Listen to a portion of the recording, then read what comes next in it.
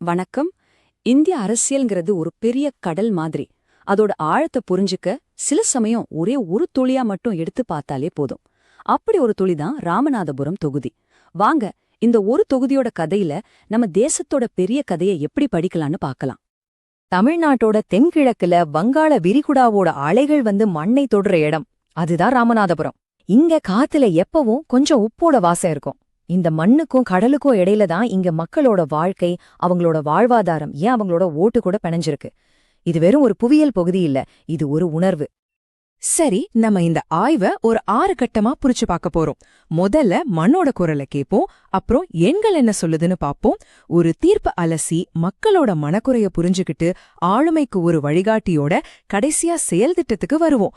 வாங்க உள்ள போலாம். முதல் பகுதி மண்ணின் குரல். அதாவது புள்ளி விவரங்களுக்குள்ள போறதுக்கு முன்னாடி முதல்ல அந்த மண்ணையும் மக்களையும் புரிஞ்சுக்கலாம். அவங்களோட வாழ்வாதாரம் என்ன, அவங்க நிலப்பரப்பு எப்படிப்பட்டதுன்னு பாப்போம். பாருங்க, ராமநாதபுரத்தோட மொத்த மக்கள் தொகை சுமார் 3.5 லட்சம். இதுல பாதிக்கு மேல, அதாவது 50.8% பேர் கிராமங்கள்ல தான் வாழ்றாங்க. அவங்களோட வாழ்க்கை ரெண்டே விஷயத்த நம்பிதான் இருக்கு. ஒன்னு கடலுக்குள்ள போற மீன்பிடி, இன்னொன்னு நிலத்துல பண்ற விவசாயம். ரெண்டுமே பருவகாலத்தை நம்பினது. இதனால என்ன ஆகுது? முறையான வருஷம் முழுக்க இருக்கிற மாதிரி வேலை வாய்ப்புகள் ரொம்ப கம்மி. கூடவே தண்ணீர் பற்றாக்குறையும் ஒரு பெரிய சவால். இதுதான் அங்க இருக்கிற நிதர்சனம். சரி, இப்போ மக்களோட வாழ்க்கைய பார்த்தோம். அடுத்து எண்கள் என்ன சிக்னல் கொடுக்குதுன்னு பார்க்கலாம்.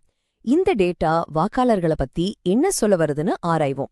ஆனா அதுக்கு முன்னாடி ஒரு முக்கியமான விஷயம். இந்த மாதிரி ஒரு பகுப்பாய்வு செய்யும்போது நாம தனிப்பட்ட நபர்களையோ அவங்களோட விருப்பங்களையோ பார்க்கல. இந்திய அரசியலமைப்பு சட்டத்தின்படி ஒவ்வொரு குடிமகனுக்கும் கண்ணியத்தோட வாழ்றதுக்கு உரிமை இருக்கு. தகவல் அறிந்து பொறுப்புணர்வோட பொதுவெளியில் பேசுறதும் அந்த உரிமையில ஒரு பகுதிதான். நாம இங்க பாக்குறது அந்த கூட்டு மனசாட்சியோட வெளிப்பாட்டுதான். இந்த டோனட் சார்ட்டை பாருங்க. இது ராமநாதபுரத்தோட சமூக அமைப்பை காட்டுது. இதுல 60% முக்குலத்தோர் சமூகம். இது ஒரு பெரிய தீர்மானிக்கிற சக்தி.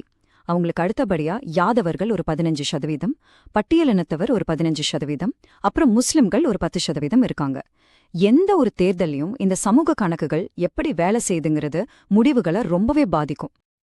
இப்ப பாருங்க, அரசியல்ல அலைகள் எப்படி மாறுதுன்னு.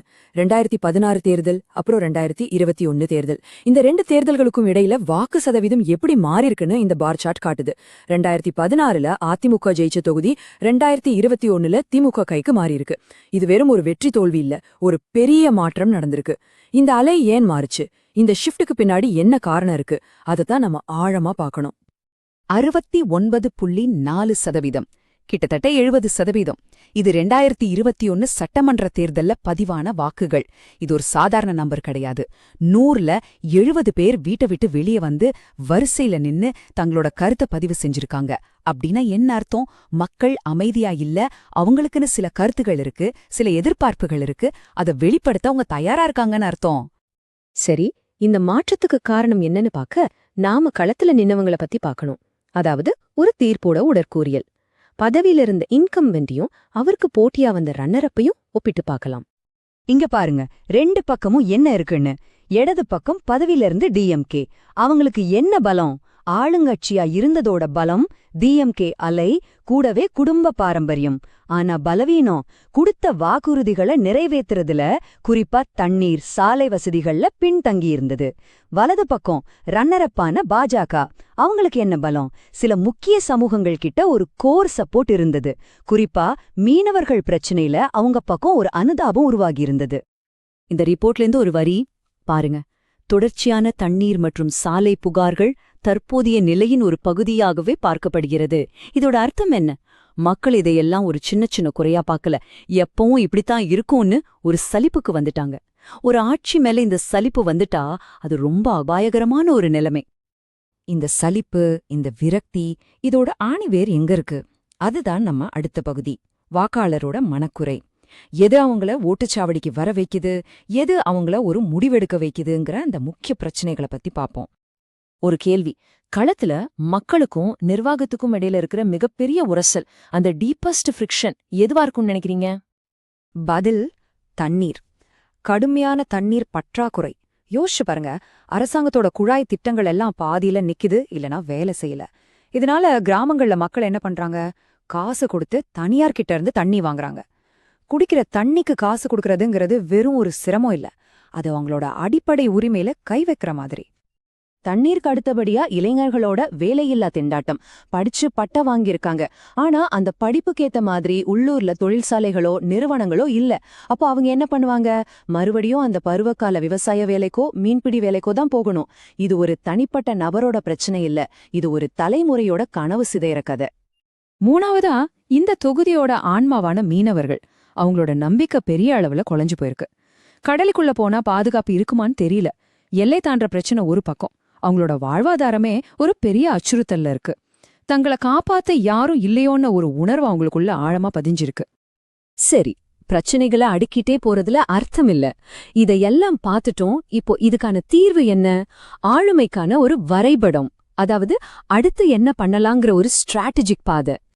அதுக்கு முன்வைக்கப்படுற ஒரு வியூகம்தான் இந்த சதுர்முக கோட்பாடு. அதாவது 4 முகங்களை கொண்ட ஒரு அணுகுமுறை. சிவனோட உக்ரம் மாதிரி ஆட்சியோட தோல்விகளை தாக்குறது, விஷ்ணுவோட ஸ்திரத்தன்மை மாதிரி நிலையான ஒரு நிர்வாகத்தை கொடுக்கறது, பிரம்மாவோட படைப்பாற்றல் மாதிரி புதுமையான தீர்வுகளை முன்வைக்கிறது, கடைசியா துர்கையோட பாதுகாப்பு மாதிரி எல்லா சமூகங்களையும் பாதுகாப்போன்னு ஒரு உறுதியை கொடுக்கறது. இப்படி 4 பக்கமும் ஒரே நேரத்துல கவனம் செலுத்தினாதான் முழுமையான ஒரு தீர்வை நோக்கி போக முடியும். அந்த வியூகத்தை எப்படி செயல்படுத்துறது? இதோ ஒரு 3 அம்ச மேம்பாட்டு உறுதிமொழி. முதல் படி, தண்ணீர் பிரச்சினைக்கு நிரந்தர தீர்வா ஒரு மெகா கடல்நீர் சுத்திகரிப்பு மற்றும் பைப்லைன் திட்டம். 2வது படி, இளைஞர்களோட வேலை வாய்ப்புக்காக ஒரு நவீன மீன்பிடி மையம். 3வது படி, பொருளாதார வளர்ச்சிக்கு ராமநாதபுரம் பரமக்குடி சாலைய தரம் உயர்த்துறது. பாருங்க, ஒவ்வொரு பிரச்சனையும் நேரடியா டார்கெட் பண்ற மாதிரி ஒரு திட்டம். இப்ப நாம பார்த்தது வெறும் ஒரு தொகுதியோட கதையில இந்த நுண்ணறிவை எப்படி ஒரு பெரிய செயலுக்கான அடித்தளமா மாத்துறது, நவீன ஆளுமைய பத்தி இது நமக்கு என்ன கத்துக் கொடுக்குது. இத பத்தி பேசுறதுக்கு முன்னாடி இன்னொரு விஷயத்த நம்ம நினைவுல வச்சுக்கணும். இந்த மாதிரி தரவுகளை பயன்படுத்தும் போது தனிநபர் ரகசியத்தை காப்பது ரொம்ப முக்கியம். இந்தியாவோட டிபிடிபி சட்டம் ஒவ்வொருத்தரோட தனிப்பட்ட தகவல்களுக்கும் பாதுகாப்பு கொடுக்குது. அவங்களோட சம்மதம் இல்லாம அதை தவறா பயன்படுத்தக்கூடாது. ஆளுமைங்கிறது வெளிப்படைத்தன்மையோடவும் இந்த அடிப்படை உரிமைகளை மதிக்கிற விதமாவும் இருக்கணும். அப்போ இதுல இருந்து நாம எடுத்துக்க வேண்டிய முக்கிய பாடங்கள் என்ன? 1, ஆட்சிங்கிறது உள்ளூர் சம்பந்தப்பட்டது. டெல்லியிலயோ சென்னையிலயோ அடிக்கிற அலை உள்ளூர்ல இருக்கிற தண்ணீர் பிரச்சனையோ வேலையில்லா திண்டாட்டத்தையோ சரி பண்ணிராது. 2, டேட்டாங்கிறது ஒரு உரையாடல். அந்த எண்கள் மக்கள் நம்மகிட்ட என்ன கேக்குறாங்கன்னு காட்டுது. 3, நம்பிக்கைங்கிறது சம்பாதிக்க வேண்டிய ஒரு விஷயம். கொடுத்த வாக்குறுதியை காப்பாத்தினா மட்டும்தான் அது கிடைக்கும். கடைசியா, வியூகம் முழுமையா இருக்கணும். மக்களோட தேவை, பயம், கனவு எல்லாத்தையும் அது கவனத்துல எடுத்துக்கணும். அப்ப கடைசியா ஒரு கேள்வி. ஒரு தேர்தல் தீர்ப்புங்கிறது மக்கள் தலைவர்களுக்கு அனுப்புற ஒரு மெசேஜ்னா, இன்னைக்கு இருக்கிற தலைமை அந்த மெசேஜ உண்மையிலே காது கொடுத்து கேக்குதா, இல்ல வெறும் சத்தமா மட்டும் கடந்து போகுதா? யோசிங்க. நீங்க மக்களோட தேவைகளை புரிஞ்சுக்கிற ஒரு தலைவரா உருவாகணும்னாலும், உங்க தொகுதியை முன்னேற்ற பாதைக்கு கொண்டு போகணும்னாலும், blueprintstrategies.ai mgr@blueprintstrategies.ai என்ற மின்னஞ்சலிலோ அல்லது 08042041602 என்ற எண்ணிலோ தொடர்பு கொள்ளுங்க. அரசியலுக்கு அப்பாற்பட்ட ஒரு நோக்கம்.